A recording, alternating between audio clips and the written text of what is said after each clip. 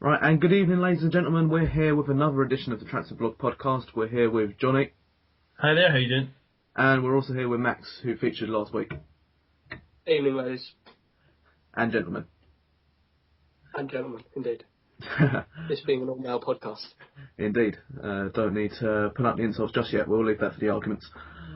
Right, first of all, we've got the Premier League, so of course we need to start with the Premier League. And the match that I want to discuss most, as you might have guessed, is West Ham versus Chelsea.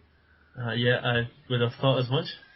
Right, West Ham, in case anyone doesn't know, if you've been living under a rock for the last few days, West Ham did beat Chelsea 3-1, which I jubilee celebrated in my bedroom, dancing around and all sorts. West Ham scored 3 goals against Chelsea, and we're the first team to score against Chelsea under Rafa Benitez, I think. Chelsea, they haven't been winning games, but they haven't been conceding. They haven't been scoring. I was going to say, I suppose you could say the flip side is we were also the first team to concede under Rafa Benitez. Yeah, but we don't really want to discuss that, do we? No, we want to talk about how we put 3 goals past Chelsea. Yeah, that's. That was a great win, but then I suppose under the circumstances, it could be that we could be looking back and thinking it wasn't a very surprising result. Benitez hasn't been doing too great since he took over. But West Ham, we're not exactly... Well, we're doing quite well in the Premier League at the moment, but we're not exactly... I don't think we've seen the best of West Ham at the moment, despite us being in the top half of the table. I mean, Noble's playing great, Diarmi's playing great. Carlton Cole, surprisingly, had a good game, which rarely happens for him at West Ham. I'd say about 90% of Chelsea fans wouldn't even know he used to play for them. Yeah. I was quite surprised when I saw he scored a goal. But it was a great win for them. I mean, they're now I think West Ham now are up to 8th in the table. Yeah.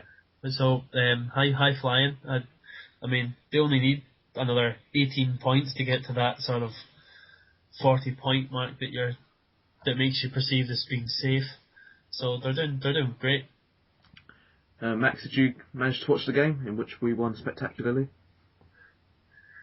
Yeah. I'm not surprised really because it's a London derby and West Ham have been quietly impressive this season in the Premiership. They haven't been spectacular footballers, maybe someone like Swansea, which we'll get to later. But they're very effective. They do a job, a bit like Stoke, and there's nothing wrong with that. It works for them. You're playing to your strengths, and well done.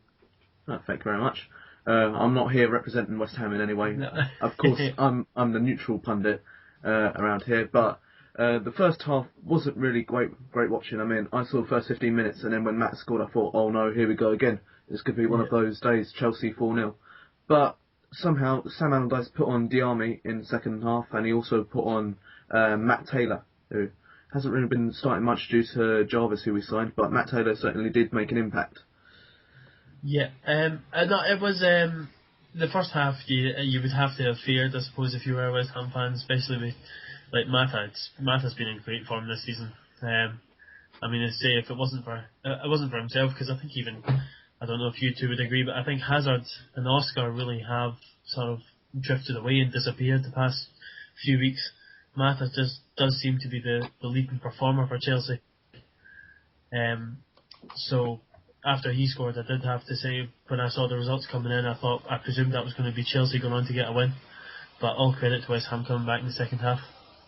Yeah, I mean, West Ham, I should really stop talking about West Ham, but I was really impressed with the win. The first goal we scored could be considered a foul goal. I mean, Carlton Cole had his hands all over Ivanovic as he jumped up, but I suppose we had a goal disallowed in the first half, which should have really been given. Yeah. Yeah, it was a bit of a... I'd say you would have said it was a foul, but then again, it's all down to how the ref perceives it. How many times do you see that, though? With defenders getting away with it. I think that would be the flip side of the argument. This time the forwards got the benefit of the doubt.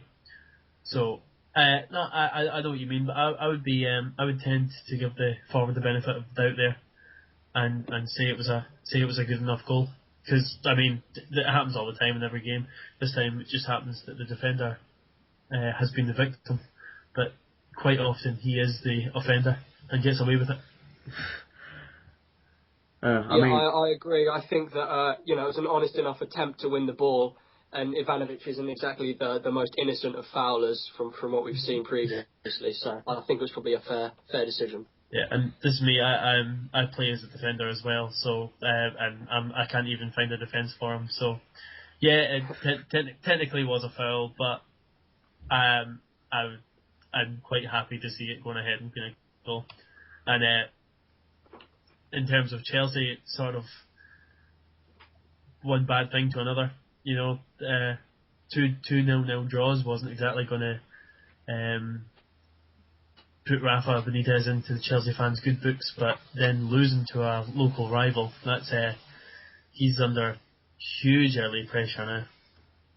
Although, to be fair to Chelsea, they have actually gone 1-0 up in the Champions League. We're recording this, on a Wednesday, and Chelsea have indeed just scored in the past few minutes.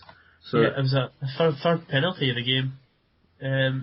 We had Nordsjælland missed a penalty early on. Czech saved it, and then Hazard missed a penalty, and now David Luiz has put one in 38 minutes in. Bit of a mad game over there. I can imagine that if Chelsea do win this game, they may not qualify for the Champions League, but it could be moving forward for them. I mean, I'm not sure who they've got next, but it could be they could go on to bigger and better things. Yeah, well, it can't get much worse for them, I guess. They've got Sunderland away next, and Sunderland have been in pretty dreadful form. Sunderland were again found wanting at the weekend, so they lost to Norwich, so that would be a good opportunity for Chelsea to finally get a win. They haven't won in a while in the Premier League. They really do need to start getting results. They already look very far behind in the title race, so it's already looking like it's going to be a two-team race with United and City stretching so far in front of them. Don't forget West Ham. And West Ham and West Brom as well. Yeah. We're always going to be challenging for that top 4 spot. Of course. Now, I'd like to take a brief pause here so that I can stop being so smug. Maybe move on to Swansea versus Arsenal. Did we enjoy that game? Well, absolutely. Sorry, no, absolutely. I think it was a game between two of the probably best passing footballing sides in the league, and fair play to Swansea. A lot of teams away at Arsenal might try and sit back and let them pass it around in front of the two banks of 4, but they played Britain and Ki Sung-young in the middle, and they both look really good, and I think they were good value for their win, and very good play from Mitru, who was 6 times as cheap as Giroud. Yeah, he's been one of the signings this season. But one thing I would have to disagree with. One thing there is Arsenal being one of the best footballing sides in the league, especially this season. I have to say they do live in a bit of a past reputation from what I've seen of them this season. In that regard, I think now we are really beginning to see that they aren't quite the team that they used to be. Well, they certainly aren't based on their league form. And teams, if I was to watch one of those two teams regularly week in, week out, I would choose Swansea. And I was delighted to see the fact that they got a win, because I think Arsenal, that notion of free-flowing football they have just isn't there as it was, and their league form is really suffering from it. They don't have that top star that they had a few years ago when the likes of Thierry Henry were there. They don't have that top player who is capable of winning them a league title. And also, the thing about Arsenal, their attack, their attack's fairly good. They've got Cazorla, they've got plenty of people pulling the strings in midfield. You've got Giroud up there who can score. You've got Gervinho on the wings, but their defence, I think their defence is their weak point here, because you've got Jenkinson. I'm not really a big fan of Jenkinson myself. He's come from Charlton. Last season, the season before, I'm not really a big fan of him, even though he's getting these England call-ups. I think someone there to strengthen during the January transfer window is at the right back. Absolutely. They are really needing to back up. I mean, even in the centre of defence, Vermaelen doesn't seem to be fit as much as he was. Koscielny isn't very strong. Mertesacker is going to win everything in the air, but I've never seen a more immobile central defender. So it is a definite cause for concern. They don't seem to be able to play out games, which is what they were so famous for when they last won the league in that invincible season. They don't have the mental strength to be able to see out close games like the Swansea game. I mean they should have, if they weren't on a goal scoring form that day, they should have been able to see it out 0-0, and they would have when they were back winning trophies. What a shame that they're not as invincible as they once was, eh? Yeah, you go. No, that's what I mean, and especially that's what Azza's saying about a star. They don't have a player who is capable of, or they don't seem to have a player who's capable of popping up with a goal at a vital time. I mean, even a couple of years ago, when he was on form, Andre Arshavin seemed to be a man who was capable of doing it. And obviously he's frozen out of the picture now. They don't have that. They don't have that player who's capable of popping up when they need it most and getting a goal. And it really must be cause for concern if you're an Arsenal fan. I mean, you've got Walcott, who's stated recently, I mean, I think his contract talks have broken down over this, about how he wants to be that main striker goal scorer who wants to pop up in the right place and maybe nick a cheeky goal or two, maybe better than Giroud does it. I mean, I'm not sure how Walcott would perform as the main striker at Arsenal. I'm not sure if that would be a good position for him, but I think they should give him a go, because he is pacey. He has learnt how to pass and shoot in recent seasons when all he used to do was run at defences and then not do much else. I mean, I think they should give him a try. Yeah, I get what you mean, but I think if they were to give him a go, it would be a total submission of authority. You know, it would be player power winning. You know, player demanding to be played somewhere, and the manager giving it and saying, okay. I mean, okay, it might work, but at the end of the day, the manager picks who plays in what position. I mean, he signed Theo Walcott as a winger, and for Theo Walcott to, at 23 years old, then turn around and say, actually, I want to be a forward, he doesn't really have the right to say that, you know? But they should. I reckon he has shown that he can be someone who can score goals. I mean, he scored a couple. I mean, he scored for England, didn't he? Back a few months ago, maybe last month. My memory's a bit hazy. But the thing that you said about player power, I mean, once a player has proven himself in one position, like Walcott has as a winger, I think they should be allowed to see if they could go on to better things. I mean, I'm trying to think of an example here. Not one is coming off the top of my head. Oh, I know what you mean. I mean, players do change positions. I mean, I know exactly what you mean. I mean, Darren Fletcher at Manchester United, he used to be a right-hand midfielder, and now you would call him probably one of their best central midfielders. So it does happen, but for him to be so publicly saying it, it's not about it internally. I would completely agree, but it's the fact that he's so publicly saying it would say to me that he's basically saying, I want what I want, or I want to leave, which isn't really the attitude you should want your top players to be having. We're moving a bit off topic here with just talking about Theo Walcott. United versus Reading. That was a goal fest. Well, the first half was, the second half was a bit dull, but the United seem to have this thing for conceding loads of goals like this season. They used to be so strong in defence. I think they're missing the Serbian centre-back, Nemanja Vidic. I'm not sure what... I mean, they can score goals. I mean, they can score a hell of a lot of goals, but for some reason, Man United seems to be really shaky in defence. Yeah, I mean, Ferguson's called it cartoon defending, and it does seem to be absolutely that. I mean, the second two goals they conceded were absolute. They were almost carbon copies of one another. Lafondra's and Morrison's goals. I mean, it's just a simple corner into the box and a free header. I mean, it's not like them. And again, they're lacking leaders in the centre of defence. I mean, I don't know how Max views the situation.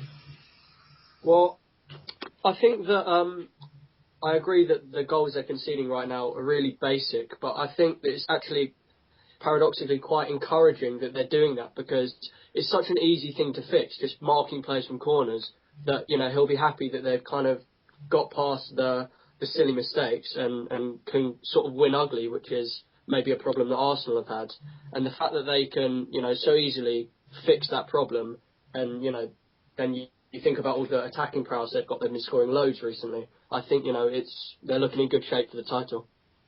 Yeah, I think the only fear they might have is how early they're making these mistakes. I mean, generally these mistakes would tend to happen towards the sort of tail end of the season, and that's when you see if a team has a fight. I mean, I think it was like when Liverpool made their last sort of title push last time Benitez was in charge. When they finished runners up to United, they made a lot of their comebacks early on in the season, and then suffered for it later on when they were going behind in further matches and were the same energy that they had earlier on in the season. So that could perhaps be a concern, but I think I would agree with you in terms of Manchester United are more capable of fixing those errors because Ferguson is so used to challenging for the league. I mean, like Reading, I remember watching their game against Arsenal last month. They lost 7-5 in the end. I mean, Reading clearly capable of scoring a lot of goals against Premier League teams. I mean, you've got not many teams can say that in matches between Manchester United and Arsenal that they've scored 5 goals in those 2 games, but they've conceded 11 goals against both of them. I mean, Reading, I've had them down as going straight back down to the Championship at the end of the season. But I've seen that they can score, but it's just the defence problem again. I mean, I can't. Their defence isn't exactly. Well, it wouldn't be coming from the Championship. It isn't exactly top class. But they're making quite a lot of mistakes. They need to kind of once they score, like they scored 4 against Arsenal, and they need to concentrate on maintaining their lead. Yeah, I would agree. Reading, the only thing that will save Reading from going down is the poor form of other teams around them. I mean, they really aren't good enough to be staying up in the league from what I've seen. I know it's all well and good going forward, and I think pretty much any team could do that. But the problem is obviously getting the balance between going forward and defending, and Reading don't really have it, to be honest. But again, the only thing that could save them is the fact that Southampton don't look too inspiring. Sunderland and Wigan's form is declining, and Aston Villa have a young side. So those are teams that could, if their bad form continues, give Reading a chance of staying up. But otherwise, their future looks pretty bleak. But you never know. I mean, much stranger things have happened than them staying up, So, but I don't give them much hope. No, well, their squad is quite. They haven't really got much Premier League experience in there. I mean, you've got just to name some of their players offhand, you've got Nicky Shorey, who has had experience in the Premier League, but you've got players like Adam Lafondra, who I said that in quite a French accent for some reason. Yeah, it's just quite Oriental sound. Yeah, no, I'm pretty sure he's an English striker. But yeah, him. I like Adam Lafondra, or Lafondra, shall I say? But you need a good striker up there with Premier League experience, I reckon. Even though they've got the goals, they maybe like someone with that Premier League edge. Yeah, I mean, well, they brought in Pogrebniak and I'm fair now. Milan Baros is part of their squad. Forgive me if I'm wrong. I actually did not know that. Yeah, but he's not fit, Milan, he was part of their squad. He joined them on loan. But they've got Pogrebniak there, but they don't play him in an awful lot of games. He could be possibly one he showed good form at Fulham last season, but you don't. I don't think they have. They don't have that sort of standout star, say in the midfield. They've got. They signed Danny Guthrie from Newcastle. That's about it. Apart from that, there isn't really a big enough name in there to give you much hope for them. Well, moving on. Their next game's against Southampton, which is a huge game, and then after that, they've got Sunderland as well. So after those two games, you'll probably be able to have a much better reckoning on how they're going to do.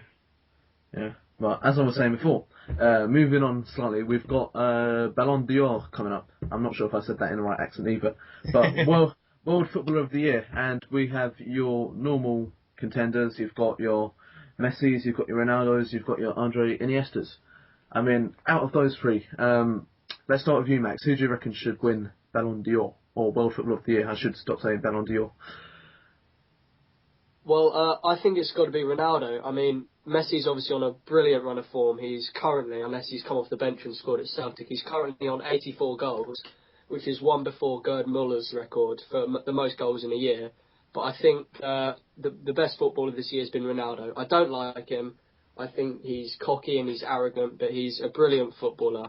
And I think the fact that he's a little bit stronger and is very, very good at headers, he scores a lot of goals from headers. I think he has that little edge over Messi, and he's actually got a better goal-scoring record at Madrid than Messi has at Barcelona, just to illustrate that for you.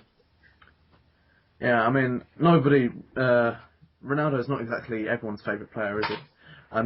He's won Ballon d'Or... wait, before I go any further, am I saying it right? Ballon d'Or? Ballon d'Or. Ballon d'Or. Nobody's going to follow it with you over it. Okay, let me just say Ballon d'Or. Ballon d'Or? Yep, yeah. Ballon d'Or. Okay, Cristiano Ronaldo has won it once. Messi has won it 4 times. I suppose it could be time for a change. Jose Mourinho has been talking about this. Asked who is going to win the award, Mourinho said the Ballon d'Or has already been given. When heads of football speak and make the campaign, there is nothing you can do. He already reckons that Messi is going to win and that nobody really gives Ronaldo a fighting chance. I'm not sure, Johnny. Who do you reckon? I agree. Messi's the man for me, I have to say. I think he is the best footballer of this generation has produced. There isn't a player I would rather watch more than him. He changes. He runs games for Barcelona. I know Xavi and Iniesta are in that squad, and David Villa, great players, but Messi is still that one who they look to change the game. And as Max says, 84 goals in a season, and we're only at the start of December. He's got the rest of the month to smash that record. He's not even playing today against Benfica. Which would be if he comes off the bench and equals the record, it will be phenomenal. But he just scores so many goals at vital times as well. If there was going to be one player you would pick off of that Barcelona team who didn't deserve to be runner up in the La Liga last season, it would be Messi. And I think the fact that Argentina's international form is improving is absolutely down to his phenomenal form. He has 5 goals in competitive games internationally for Argentina, which is vast improvement to previous seasons. So I think with his form, they could actually be a nation to look at come 2014 in the World Cup as well. Yeah, you've got the 2-horse race between Messi and Ronaldo, but you can't really forget about Iniesta. He's been voted the best player of the Champions League 2011 to 2012. He is voted best player of Euro 2012. He's been credited quite a lot, maybe because he has got the goal scoring prowess, shall we say, of Messi and Ronaldo, but he does pull the strings, especially in the Barcelona team with his phenomenal passing. I remember during Spain's Euro 2012 campaign, the pass that he laid off was against I can't really remember if that's right, but he has got good record of assists as well. Even though he doesn't really chip in with the goals as such, he's there pulling the strings in midfield. Yeah, he's a great player. I mean, you would have to say like Ronaldo as well. The only thing I will say in defence of to agree with you for Iniesta is in terms of a team player, he would probably be the most complete of the three. You know, he would be if you were considering that football as a team sport, Iniesta really does fit the bill there. You know, he is the driving force of a team. You know, him and Xavi beside each other, they'd probably be your ultimate teammates in any team. Yeah. Xavi, though, he wasn't put on the three-man shortlist. I think he was last year. I think that Iniesta brings something that Iniesta's more of an attacking player. I think that he assists more than I'm not going to get my facts right here, but I think he contributes more than Xavi does. Xavi more of a defensive player. He normally picks out the passes, while Iniesta is up there attacking, helping the attack with assisting through balls, etc., etc. I mean, if you were going to compare it to, say, if you take the current European champions Chelsea, Xavi would be like a much better Obi Mikel, you know, and Iniesta would be that creative player in the midfield beside him. Yeah, you know? Iniesta, he's a poor man's Kevin Nolan, isn't he? Sorry. He inspires. He's got that Kevin Nolan prowess, hasn't he? I mean, he's not quite at his level yet, but I can see what Iniesta's trying to do with his game, like Kevin Nolan does. Of course, yeah. I mean, maybe if Iniesta just got a bit more physical, he could compete with him. But yeah, he tries at least, which is always nice to see. Yeah. Yeah. No, but Messi for me, for that, and I'd say he's going to get it. I mean, whether you think he deserves it or not, I think it's very hard to ignore such a phenomenal goal scoring record. But if Messi is going to win it again, which, let's face it, he probably will, that's going to be the 5th time that Messi's won Ballon d'Or. I mean, like, there's got to be a point somewhere that the award just has to change hands. I mean, like, not because of Messi's talent declining. I mean, like, Messi winning it consistently. There's just, I mean, it will get a bit boring. I suppose I know what you mean. It needs a fresh face. I mean, Ibrahimovic was quoted saying that. I mean, he was on the 23-man shortlist originally before being omitted from the final 3. He said he didn't want Messi to win it just for that reason. So you can see where the point is there. But then I don't. If a player wins it on merit, then what's the point in not giving it to him? If it's just because it's not going to be fair. Yeah, I suppose so.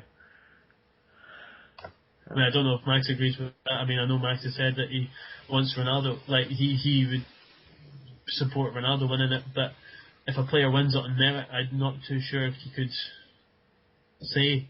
Like, I'm not too sure if you could not give him it just to make the competition more interesting. Yeah, I do agree that, you know, Messi's obviously an amazing player, best of our generation, but I think that if it was given to him, it would be deserved, and I wouldn't have any qualms about that. But I just think that he's so consistently phenomenal that it's difficult to pinpoint this calendar year as being particularly special in anything other than the goal-scoring record. And if I'm purely basing it on that, then it's Ronaldo, because Ronaldo has really accelerated since he left Man United, and I think arguably he carries Real Madrid's team in the way that you've argued that Messi carries Barcelona, along with Iniesta, of course, Billy. Yeah. I mean, I saw a ridiculous table on one of the website on our website the other day about comparing Ronaldo's first 99 Premier League games with Gareth Bale's, and Gareth Bale won on the records. But I mean, I'm sure. Since then, Ronaldo is totally different player from what he was. I mean, you wouldn't really count Bale as being in the same league as, say, Ronaldo or Messi, surely. You know? I mean, it was one of those silly tables to try and show that Bale was just as good, you know? But I mean, Ronaldo has just became such a phenomenal goal scorer. I mean, he more or less plays as a forward now for Real Madrid. I mean, the rivalry between him and Messi is just, it's one of those things you would more see that kind of rivalry in a movie or something. It's like, it's one of those, it's just one of these dead sort of dead sort of fantastical rivalries. It will be great to see how it progresses over the next couple of seasons as well. I mean, when do you think this Messi-Ronaldo conflict is going to end? I mean, surely a player's got to step up soon who at least going to challenge to be the best player in the world, better than Messi is when him and Ronaldo get into their 30s, for example. I mean, Falcao, I believe, is someone who could be the best player in the world when, I'm not sure how old Falcao is, by the way, but he could, I reckon he's got a good chance of being nominated for World Footballer of the Year next year, I imagine, when his goal scoring record becomes fully recognised. Yeah, and if Neymar makes a move from Santos in the summer, which looks most likely, I mean, you don't know whether he's going to sink or swim when he moves to Europe. I mean, I know people say that the likes of, say, Pelé never left Brazil or America and all the rest, but nowadays you have to really go to Europe to be judged against the best players. So it'll be interesting to see how he does. There has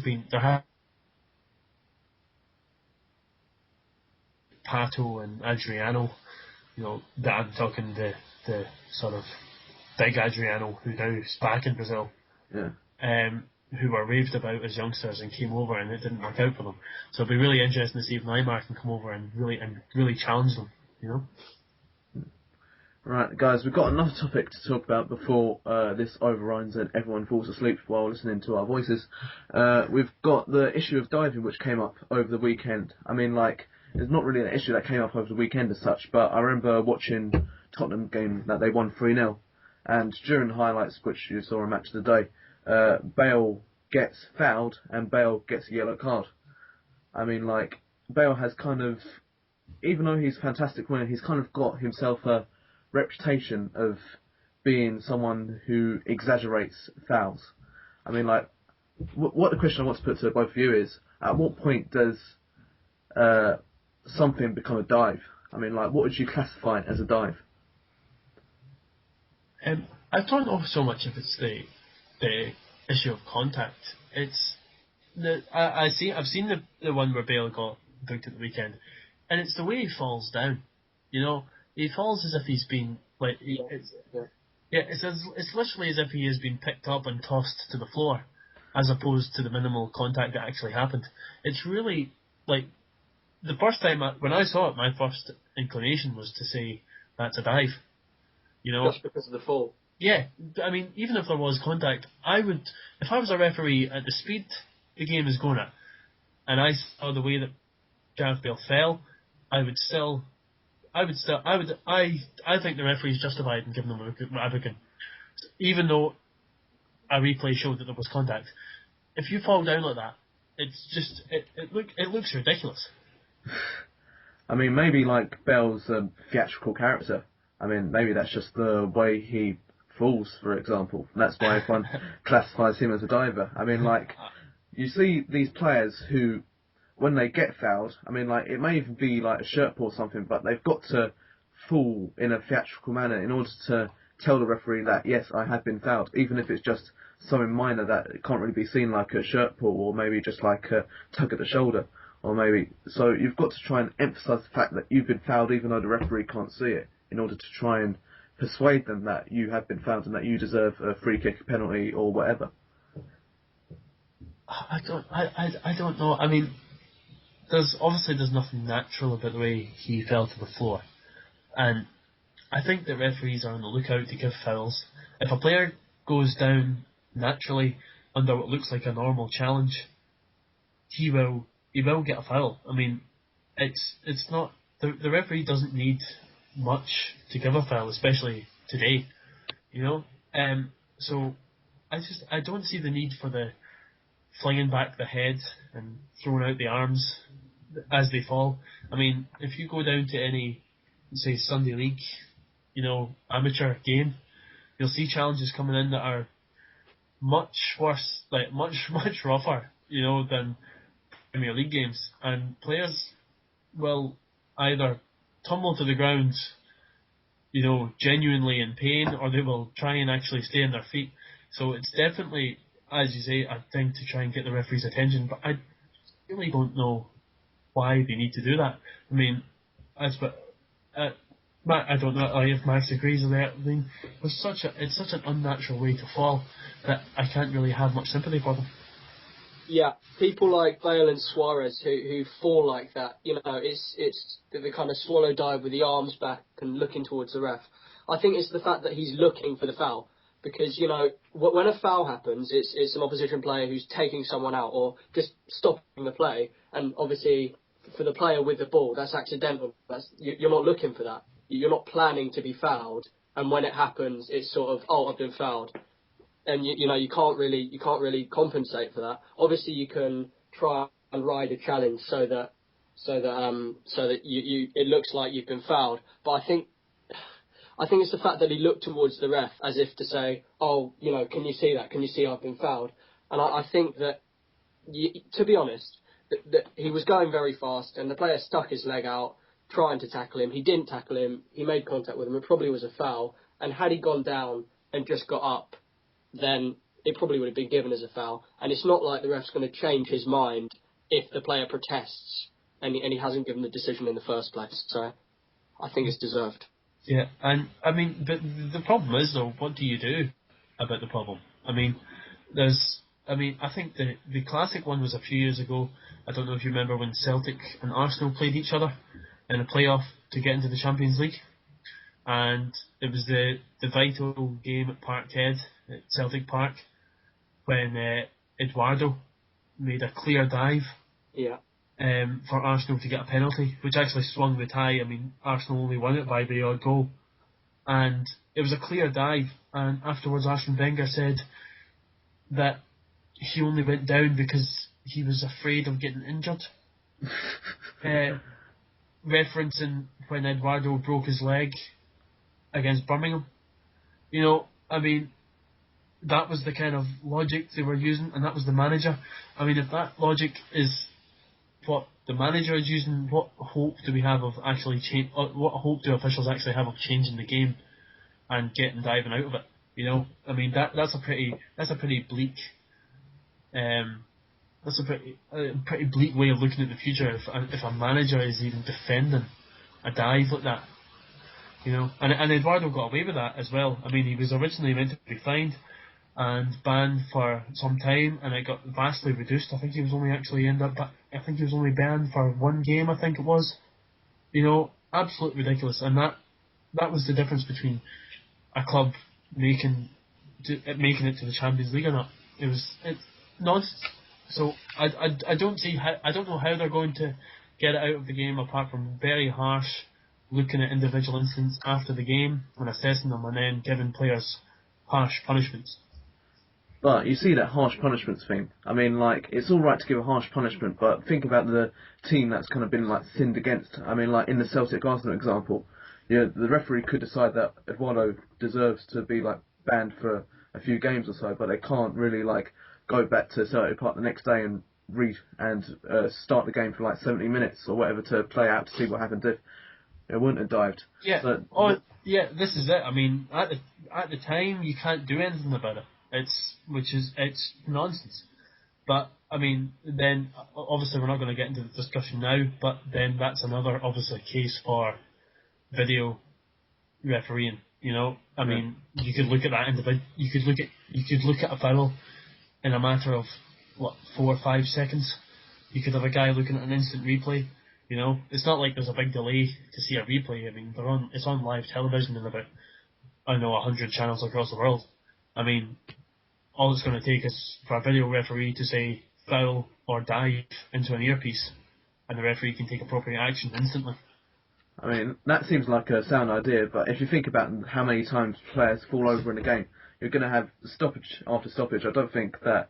This is the argument against goal line technology. I know we're moving slightly off point here, but you see the goal line technology thing. They don't... I think one of the main reasons why they don't do it is because of the time-consuming aspect of it, to have a look at the thing and decide whether it should be a goal or not. I mean, like, football matches have, let's say, 7 minutes of injury time from first half and second half already. I mean, how long are games going to be if you're going to be analysing each foul/dive, each goal that nearly goes over the line, and then next it'll be, if it's a corner or a goal kick or not.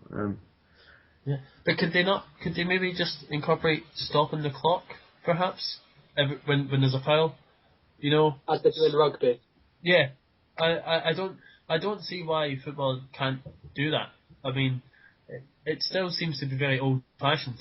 Do you not agree in that? I mean, yeah, I'd entirely agree with that. I think the main thing is there needs to be a rule change, because at the moment you can't take post-match action if the referee's seen the incident, but the referee might see an incident of a dive and think, oh well, he didn't dive, and according to the rules, you cannot change that because it's the referee's judgment. And I think they need to incorporate a part of the rules where it states that the referee can be misled by the player, and that they can take post-match action if it's proved that the player's done an obvious dive and the ref hasn't noticed it.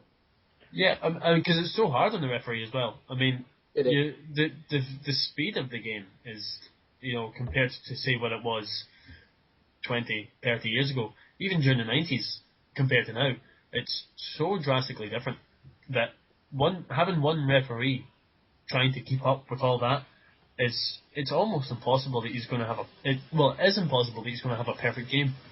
It's moving far too fast for him to notice everything. I mean, like, if we did introduce these punishments for dives, I know there's punishments already, but what kind of punishment would you want for a player who's dived to maybe swing the match from, like, a win for the opposing side into a draw? I mean, like, what kind of punishment would that actually attribute? Well, I think first thing you have to do is the player has to be banned as if he was given a red card. And so you're saying 3-match ban?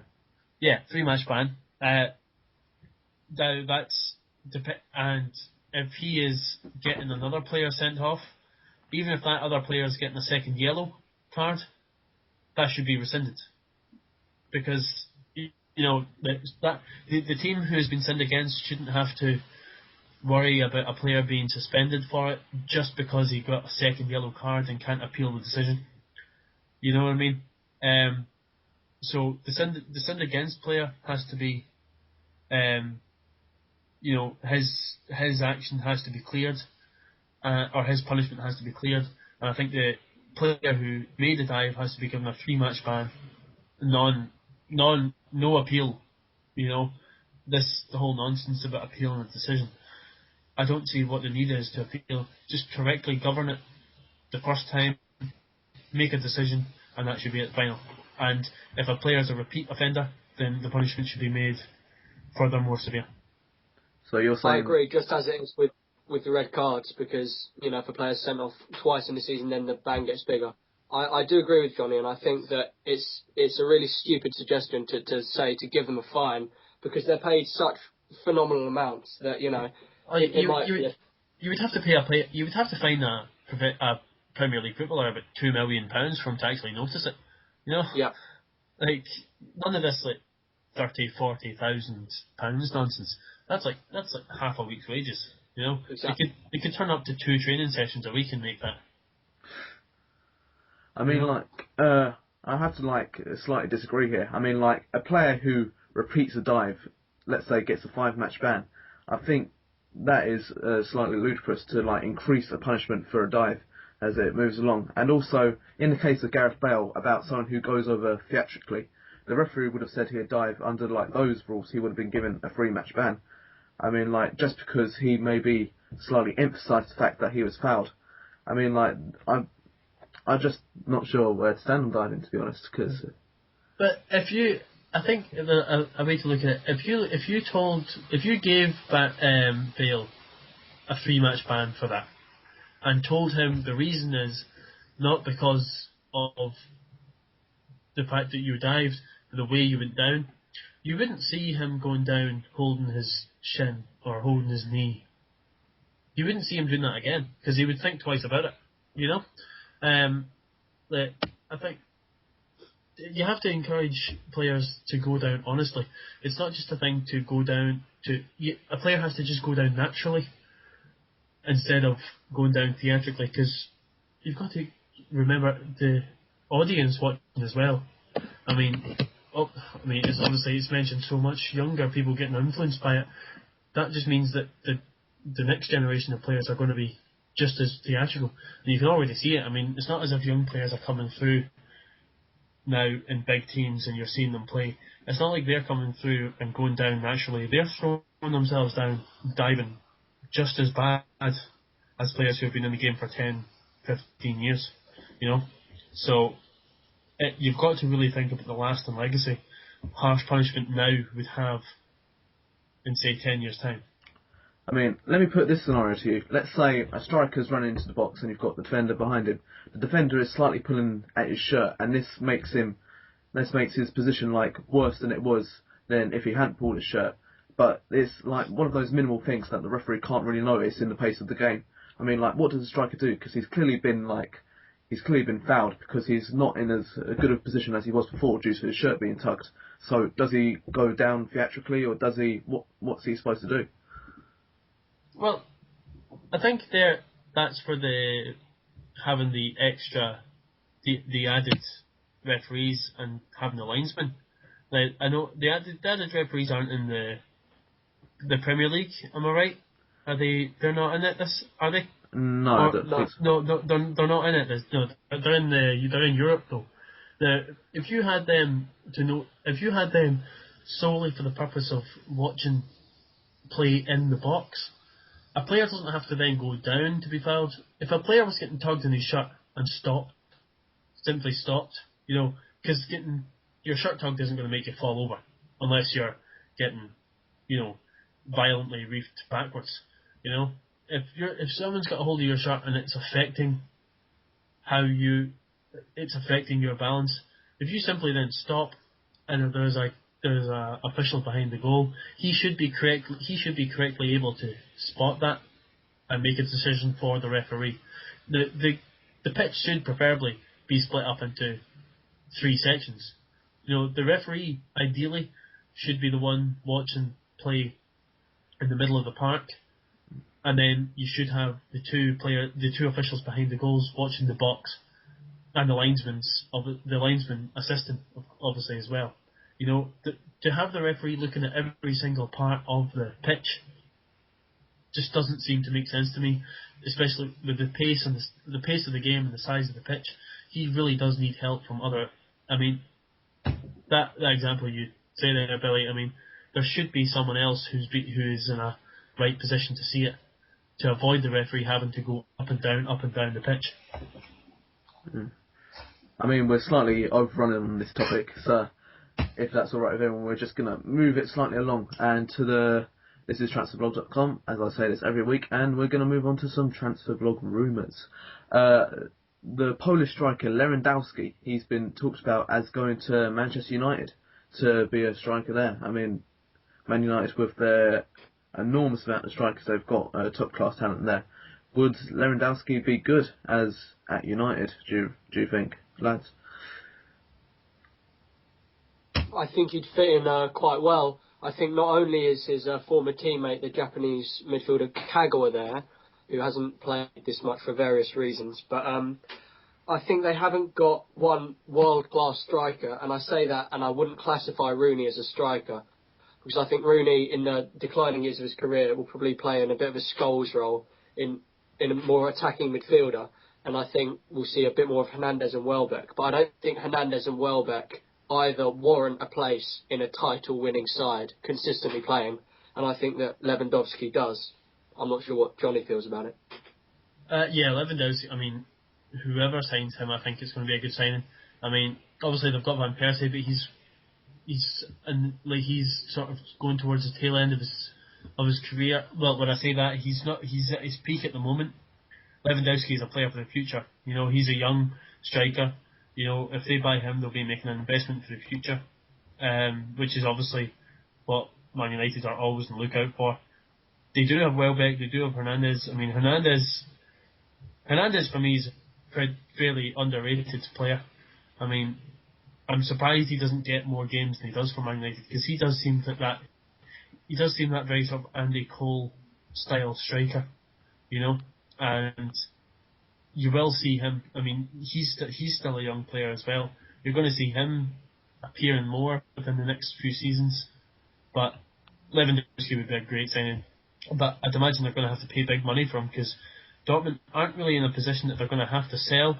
I mean, they've topped their group in the Champions League ahead of Real Madrid, and I mean, they're still in with a shout in the Bundesliga. They might be a bit far behind Bayern Munich at the moment, but so if Man United want Lewandowski, I'd imagine they're going to have to pay big money for him. But the player himself says he wants to go, so that often has a bearing on the decision.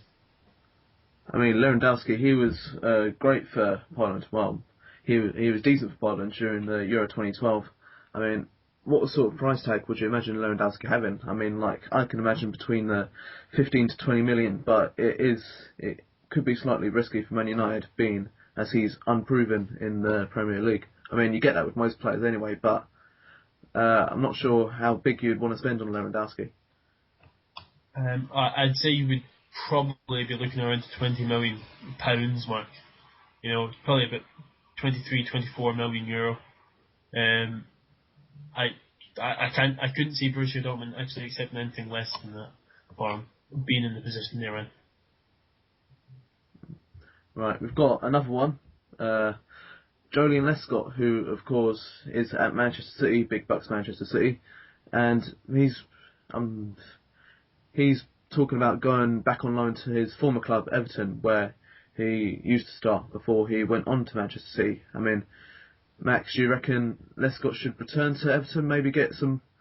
Maybe there's be like less competition there. He can play some more first team football, or do you reckon he should stay with the big bucks? Oh, I think it's an absolute no-brainer. I think that he needs to demonstrate his commitment to play, and he did leave Everton in acrimonious circumstances, and Moyes didn't like the way Man City did it. But I think him and Jagielka had a really good partnership. I think Everton aren't a bad team. They're possibly challenging maybe for Champions League, and I think that he's not a bad team. I think it'd be a great place for him to go, and also to prove that he's worthy of an international place, because he is coming towards the end of his career. And if he's not playing week in, week out, you can't prove that to Roy Hodgson. So I think it's a very good decision. Yeah, I'd agree as well. I mean, I've written about him a couple of times on Transfers blog in the past few days. He's featured in 1 minute of play for Manchester City since the defeat to Ajax in the Champions League. So he's obviously, and I mean, he was to blame for one of the goals in that game. So he really has fallen out of favour, to the point that you would say it's almost it's almost past the point of recovery. With Kolo Touré being back in the frame as well, and the Stasic being touted as the next star for them in the middle of the defence. So I think if Lescott wants to play, he has to move, and Everton is an obvious choice for him. But the only problem with Everton is they're not going to be able to afford to buy him. So where does he go in the summer? Does he stay at Manchester City and risk it, or does he move on? Well, who knows for Lescott? I mean, imagine Manchester City, they can buy in players, they can sell out players as they please. I mean, like, Lescott leaving Manchester City wouldn't be a really big blow for them, because they can bring in someone else, but it's just that his wage demands might have, since his days at Everton, they might have gone higher. He might be expecting more pay, which means maybe a big club would have to go in for him. Not saying that, no disrespect to Everton fans, but I meant like top 4 standard club, or maybe a club from abroad might have to go in for Lescott. Oh yeah, I mean, but Lescott himself, he's probably going to have to take a bit of a reality check if he does move. Is he going to be able to afford like a 60, 70 grand a week? Like, will he be in a position to demand that? I mean, he's 30 years old now. He's already showed that he makes mistakes at a top level. For Manchester City in the Champions League. So he's really going to have to he's probably going to have to take a wage cut if he wants to move to play regularly. Like, that's the decision a lot of players have to make. Do they sit on the bench making more money, or do they move on take a cut in wage and play regularly. But for me, when you're talking about the amount of money these guys make, it would seem, as Mike said, an absolute no-brainer that he makes a move. And we've finally got 2 more players who were at the height of their careers like several years ago, but now have like declined slightly. We've got Frank Lampard and Kaka. And Frank Lampard has been talked about going to Arsenal. I think Stuart Down was linked with Arsenal last week, which is a bit strange. I mean, but should Lampard and Kaka move from Chelsea and Real Madrid respectively? I mean, like, they're moving on as a club now, Chelsea. They've brought in, like, Ramirez, Mikel. They've got all these new, younger central midfields. Same with Real Madrid. Maybe the Lampard and Kaka need to, like, do what most players are doing these days when they approach the end of their career. Maybe go to America or China or something. Or do you reckon they could stay in the big leagues?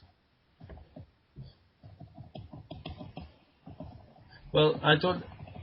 Lampard is one of those guys you would have to say he's time to move on, simply because of the fact he is, mid-30s now. Like, he's had a time at the top, and it would benefit him in order to play and enjoy himself for the last bit of his career. But Kaka, on the other hand, I think he could move to a top club in Europe still, if he wished. I mean, he's only 30 years old. As in, that's not like a veteran age. You even look at David Beckham. He was still playing for Real Madrid until he was 31. And even then, it was a bit of a surprise when he moved to America. So, I think Kaka, if Kaka has sense, for me, I think he should move to another top club. AC Milan say that they want him back. I mean, I don't know if he wants to do that, but for me, if he wants to still play at the top level, he is capable of doing that for another couple of years. But Lampard, it's probably about time to sort of start looking at downgrading from Chelsea. I mean, Max, what do you think of Lampard and Kaka? Should they move or should they stay? Well, I think that, like Johnny said, I think Kaka's good enough that he can stay at a top European club. I'm not sure if any of you watched the Real Madrid against Ajax match yesterday, but he scored an absolute perler. Really good. I think that, he is a very good player, and if he's not playing at Real Madrid, then he'd obviously have the hunger to play elsewhere, and I'm sure he'd want a title challenge at AC Milan, for example. Where I disagree with Johnny is about Frank Lampard. I think that, Lampard, he's only ever had 2 clubs in his career, and I think that it'd be very difficult for him to make the move as Beckham did to America or China or Australia even. And I think that his really consistent goal scoring in the Premier League has shown that he's a one-club man. And just as I'd say that Scholes or Giggs wouldn't leave United, I don't think Lampard will leave Chelsea. But that's just my opinion. Yeah, he possibly would just prefer to stay on in a coaching role. You don't, as you say, it is so difficult for these players. What I mean is, regularly playing though, I don't think he's going to get that at Chelsea. If he wants that, then he should move. But if he's happy sort of helping out younger players coming through, then of course I could totally see why he would want to stay with Chelsea. Right, guys, we're approaching the hour mark actually. I think it's time we wrap it up for now. I mean, this has been a pretty long discussion, dominated mainly by the diving situation, which we all enjoy discussing. I mean, and of course we've got to return to our Champions League games. I mean, currently as we stand, Chelsea are winning 6-1, which is quite a surprise, and Celtic are drawing 1-1. So, I don't know. I've actually just heard my dad giving a cheer downstairs, so I'm not too sure if that means something's happened at Celtic. Yeah, and I don't know if anyone heard that from my downstairs, but that was scored, I think. Yeah, that was my dad giving a absolute ludicrous cheer. So I think that's so if they hold on to that win, they're through. Given that Benfica don't score against Barcelona. Okay. Well, we don't want to ruin it for the rest of the people who are maybe watching this and haven't seen the Champions League highlights yet, so we'll just have to wrap this up quickly. Thank you all very much for listening if you've got this far. Goodbye from me. Goodbye from Johnny. See you later. Thanks for that. And goodbye from Max. Cheers for listening. Good evening.